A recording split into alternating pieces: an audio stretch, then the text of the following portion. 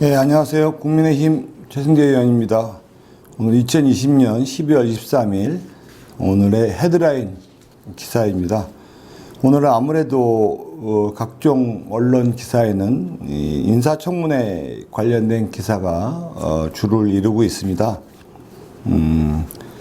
오늘 주요 뉴스에 보니까 이 논란의 변창흠 국토부 장관 기사가 많습니다. 인사청문회가 아무래도 이루어지기 때문인 것 같습니다. 먼저 이제 오늘 인사청문회의 내용에 보면은 변창흠 국토부 장관 후보에 대해서 지난 2016년 구의역 사고에 대해서 나온 거 있습니다. 변창흠 후보자가 정말 아무것도 아닌 일인데 조금만 신경 썼었으면 아무 일도 없는 것처럼 될 수 있었는데 이만큼 된 거자라는 이 말이 상당한 논란을 일으키고 있고요. 특히 서울주택도시공사 사장 재임 기간 동안 채용된 1급 전문가 총 9명 중 7명이 변창흠 후보자의 인연이 있던 인물이라는 의혹이 제기되고 있고, 자녀의 고교 입시 봉사활동과 대학 인턴 경력 등 자녀와 관련된 의혹들이 제기되고 있습니다. 국토위 소속 의원들은 성명서를 통해서 자격 미달 후보자가 스스로 사퇴하지 않으면 법적 조치가 취해질 수 있음을 엄중히 경고하고 있고요. 특히나 SH 사장 시절 집단 낙하산 의혹이 제기되고 있습니다. 블랙리스트 관련된 내용이 나오고 있습니다. 특히 국민의힘 측이 입수한 노동조합의 문서에는 적폐 비리에 관련된 내용이 있네요. 노조 측이 제기한 문서에 보면은 지난 2017년 10월 18일 노조위원장이 박원순 당시 서울시장에게 변창흠 사장의 블랙리스트에 관련된 자료의 갑질에 대해서 보고했는데, 당시에 박원순 서울시장이 경험이 부족한 교수의 실수니까 그냥 봐줘라는 대수롭지 않은 태도를 일관했다는 내용이 있습니다. 그 내용에 보면은 변 사장은 2, 3만 원짜리에 도시락이 형편없다거나 유명 메이커 커피가 아니라고, 강남 과자가 아니라고 짜증을 부린다는 내용도 있고요. 자신의 지인 채용을 위해 기존 계약직 직원 해고에 반대하는 모 실장은 보직 해임 후 교육을 보내버리는 닌자 인사를 서슴지 않았다는 사례가 있습니다. 낙하산 채용 논란도 있는데 전체 신규 임용자 52명 중 최소 18명이 변 후보자와 인맥과 학맥으로 연결된 사람이라는 내용이 있습니다. 인사청문회를 통해서 이런 사실에 대해서 어떻게 결과가 나올런지, 변창흠 후보자가 이 부분에 대해서 적극적인 해명이 있어질 거라고 생각을 하고, 국민 눈높이에 맞는 인사청문회를 통한 장관 임명이 있어야 될 거라고 생각합니다. 이번에는 여당위원회 진성준 의원의 1세대 1주택 법안 제출이 논란이 되고 있습니다. 사유재산권 침해 논란입니다. 진성준 더불어민주당 의원이 1세대 1주택을 주거정책 원칙으로 하는 주거기본법 제정안을 발의했습니다. 이 부분에 대해서는 사회주의적 법안이라는 비판이 제기되고 있습니다. 전문가들 사이에서는 개정안에 위헌 소지가 있다는 우려가 제기되고 있습니다. 배병일 영남대 법학전문대학원 교수는 기본 원칙에 1가구 1주택을 명시하는 것은 사유재산권이라는 헌법 정신에 반하는 위법이라는 지적이 있었고요. 헌법상 보호되는 재산권 개념을 완전히 무시한다는 비판이 있습니다. 한편 홍남기 부총리 겸 기획재정부 장관은 내년에 공급 대책 물량을 포함한 주택 46만 호, 아파트 기준으로는 31만 원을 공급할 것이라고 밝혔습니다. 이 부분에 좀 허수가 있다고 지적이 나옵니다. 정부가 불붙은 전세난을 해결하기 위해 호텔 리모델링을 통해서 지난달 환급이 늘린 33만 6천 호 물량을 또한 수출해서라는 얘기가 있는데, 서울은 전체 공급 물량 중 아파트가 절반이 안 된다는 얘기죠. 그래서 이 부분이 논란이 있을 것 같고요. 정부의 내년 주택 공급안과 지금 홍남기 부총리의 이 공급량이 사실은 조금 숫자에 관련된 부분에서 공급이 충분하다는 신호를 보내는 시장 심리를 안정시켰다는 건데, 이것을 장밋빛으로만 보기 좀 어렵다는 논리가 좀 있습니다. 그래서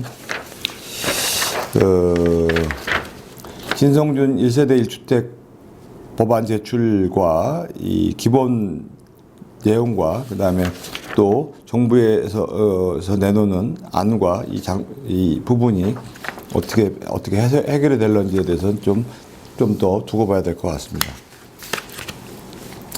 오늘 또 백신 도입을 대통령이 9월에 지시했는데 11월에 공무원들은 이제 발동을 걸었다. 이미 7월에 물량이 바닥났는데 대통령은 9월 달에야 확보해라고 지시했다라는 얘기 나오고 있고요. 미국 유럽연합은 6월부터 공식적인 송구매로 백신 도입을 체결했지만 우리나라는 그보다 6개월 뒤야 계약 체결을 위한 사전 준비 작업을 겨우 끝냈다는 것입니다. 대통령 지시도 늦었고 정부 대응은 그보다 더 늦었던 셈이다라는 얘기가 나오고 있고요. 해외 백신보다 국내 개발을 강조한 셈이라서 첫 단지부터 잘못 깼다라는 얘기가 나옵니다. 해외 백신 확보의 경쟁력으로 뛰어들었는데 우리만 K 방역을 자신하면서 언제 나올지 모르는 자체 백신 확보에만 했다는 얘기가 나옵니다. 이제 방역 당국은 부채 타이밍은 지났고요. 컨트롤 타워로 나서 직접 정상 해결 등을 통해서 백신을 확보하는 리더십을 발휘해야 된다고 생각합니다. 문 대통령이 백신 생산국에서 먼저 접종 불가피하다고 얘기를 했는데 이 부분에 대해서 논란이 좀 있습니다. 그 백신 생산국이 아닌 나라들도 지금 이미 개발하지 않은 나라, 영국, 캐나다, 사우디아라비아, 이스라엘에서도 백신이 이미 접종이 시작됐거든요. 그래서 백신 생산국만 접종해야 하는 것이 아니라 백신 생산국이 아닌 나라에서도 백신이 맞아졌기 때문에 조금 문제가 있다고 얘기가 나오고, 또 국민일보에서 나온 얘기가 백신 완료 나라들끼리만 여행을 추진하는 기 때문에 백신 방역이 물거품 우려된다는 얘기가 나옵니다. 백신 격차라는 얘기가 있죠. 백신을 먼저 접종한 나라들끼리 트러블 버블이라는 거죠. 백신 방역 우수 국가 간 입국 절차 및 간소화 격리 제외 조치가 치러진다면은 백신 접종이 완료된 나라끼리만 패스가 발급되고 우리나라는 백신 접종이 완료될 까지 빠질 수 있다. 그러면 이제 교역이라든지 이제 수출 관련된 부분들이 상당히 어렵게 된다. 그럼 이 백신 관련 제품을 만들어 왔던 수출해 왔던 중소기업들이 상당히 문제가 발생될 소지가 있다. 특히 대한민국은 수출로 먹고 사는 나라이기 때문에 이런 부분에 대해서 불가피하게 문제가 발생될 소지가 있다라는 얘기가 나오고요. 오늘 또 위기의식의 경제단체들이 또 모였습니다. 중대재해법의 재정 중단을 요구하는 얘기 나옵니다. 중대재해법에 관련된 내용은 산재 사고의 발생 책임을 모두 경영자에게 돌리고 대표자 형사처벌, 법인 벌금, 행정제재, 징벌적 손해배상 사중처벌을 규정하는 건 과도하다는 얘기가 나옵니다. 이미 올해 초 강화된 산업안전보건법으로 산업주가 지켜야 되는 의무조항이 1222개에 달해서 중대재해법까지 추가된다면 기업들이 지킬 수 없다라는 얘기가 있다는 얘기를 해서 경제계에서 이 관련된 내용에 대해서 입장문을 발표했다는 기사가 나옵니다. 사실상 과실범에 대해서 2년에서 5년 이상을 하한형으로 징역형을 부과하고 3배에서 5배 이상의 징벌적 손해배상까지 부과하고 있다라는 얘기가 있거든요. 헌법상 과잉금지 원칙에 반할 뿐만 아니라 형법상 책임지기 원칙과 명확성의 원칙에도 중대하게 위배된다는 얘기로 지난 16일에 한국경영자협회, 대한상공회의소, 전국경제인연합회, 한국무역협회, 중소기업 중앙회 등 30개 경제단체 협회가 한국 서울 중구 프레스센터에서 공동 성명서를 발표했다는 기사가 나왔습니다. 지금 또 한 가지는 은행 대출이 절벽입니다. 신규 신용 대출이 중단됐습니다. KB만 2천만 원까지만 대출해주고 대출 총량 관리 차원에서 가계 대출을 강하게 조이면서 수백 수천만 원의 신용 대출까지 못 받게 됐습니다. 이게 이제 부동산 관련된 부분 때문에 신용 대출까지 막아뒀는데 서민들의 신용 대출까지 막게 돼서 상당히 지금 이 어려운 상황에서 서민들까지 신용 대출이 어려워지면은 대출 조이기로 인해서 정작 어려운 서민들이 대출을 어디서 받나라는 어떤 압박감이 힘들어지게 생겼습니다. 연합뉴스 TV에 나온 내용인데 지금도 피해가 막심한데 벼랑끝 몰린 자영업자들이 또 나왔습니다. 청와대 청원이 들어가 있습니다. 자영업자만 총알바지가 되어야 하는 호소와 함께 금융권과 정부도 고통을 분담해야 하는 내용이 담겨있는 청와대 청원이 나왔는데 벌써 16만 명이 동의를 해서 청와대 청원이 들어가 있는데 이 청원처럼 방역 조치 강화로 영업이 중단되거나 제한된 자영업자들이 이제 대출금마저 바닥나서 그야말로 무너질 위기라고 합니다. 카드론, 현금 서비스까지 돌려가면서 겨우 버텨내고 있는데 지금 벼랑 끝에 내몰려 있다는 얘기죠.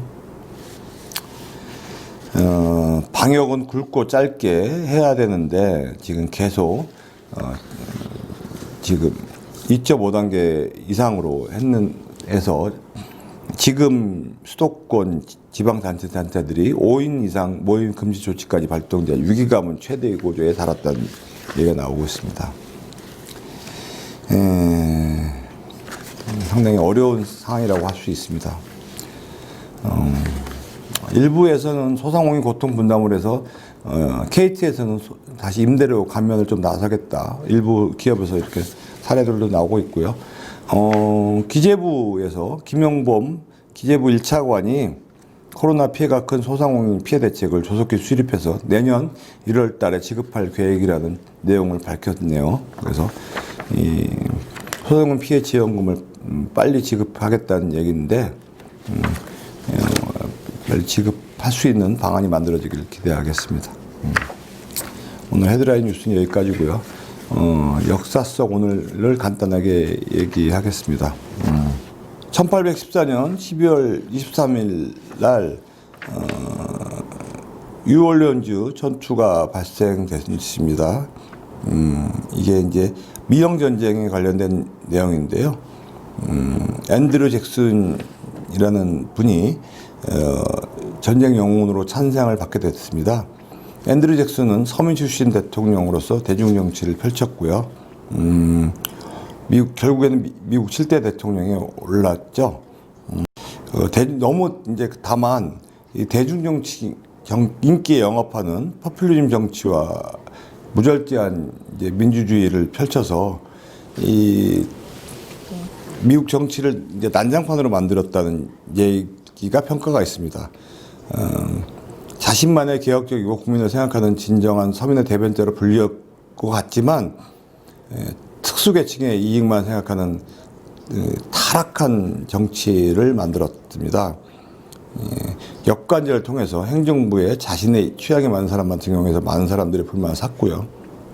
사사건건 의회와 맞서다 헌법에는 있지만 사문화된 거부권을 남발해서 사회계층을 분열을 시켰고 헌법기관의 갈등을 가중시켜서 남북전쟁의 원인을 제공했습니다. 이런 부분들이 지금 나중에 이제 결국에는 크나큰 사회 분열을 만들었다고 할 수 있습니다. 이게 어떻게 보면은 포퓰리즘 정치와 무절제한 민주주의는 역사에 어떤 오점을 남긴다는 역사적 사례를 만들 수 있습니다.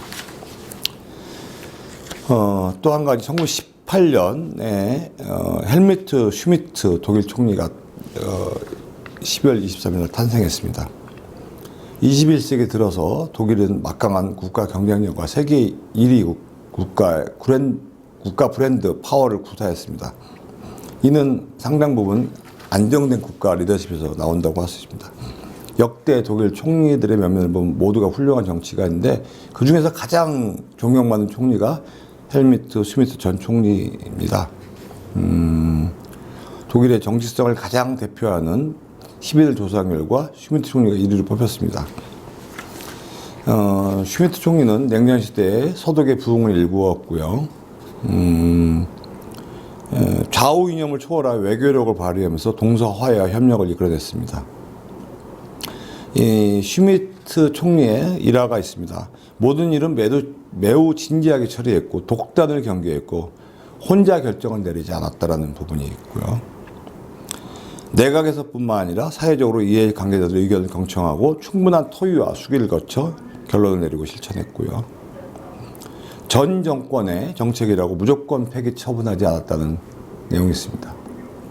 자신의 정파가 아니더라도 다른 정파에게도 함부로 대하지 않았다는 얘기고 있고요. 보수 야당에 대해서도 타협과 포용의 정치를 펼쳤다. 정적들도 3인당이 제출한 최고의 기민당 정치가라고 평가했고요. 지금의 문재인 정권과 민주당이 본받아야 될 부분이라고 저는 생각을 합니다. 이상으로 오늘 역사에 관련된 내용은 좀 마치도록 하겠습니다. 오늘 역사에 관련된 얘기는 미국의 7대 대통령 앤드류 잭슨의 내용과 슈미트 독일 총리에 관련된 내용으로 이 인기 영업하면서 독선을 하는 분과 독선을 하지 않은 이 분의 역사적 평가가 어떻게 들려지는지 부분에 대해서 잘 알 수 있는 부분으로 평가에 관련된 부분, 그 누구 정치가 어떻게 발전하는 부분에 대해서 잘 알 수 있는 부분으로 오늘 역사 평가를 하도록 하였습니다. 이상입니다. 감사합니다.